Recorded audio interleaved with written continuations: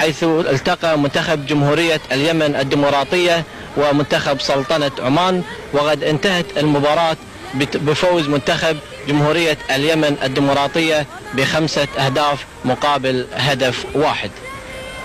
توصل ناحية المدافع جمعة عبد الله، المدافع العماني بيلعبها بالخطأ، عمر البارك بيسدد تسديدة حلوة، الله جول، الله جول، الله الله الله، يا سلام يا عمر يا بارك، الله الله الله، حلوة حلوة والله حلوة.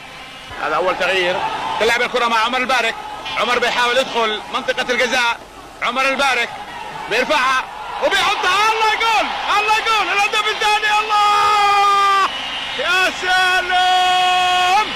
لعبد الله هادي لعمر البارك، عمر البارك الى خالد عفارة اللي داخل العمق، خالد بيعكس لمين وبيسدد، جول جول، الهدف الثالث، الله، محمد خميس ضربة حرة بيسددها ثاني نصيب داخل منطقة الجزاء وتدخل هدف، بيحرز هدف، الهدف الاول لعمان.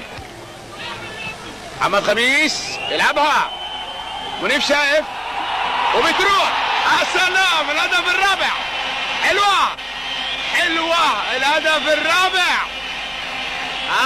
واحدة بواحدة. عبد الله هادي لعمر لصالح الحاج، عمر بارك لوحده عمر بارك يحاول يسدد جول، الله الخامس، الله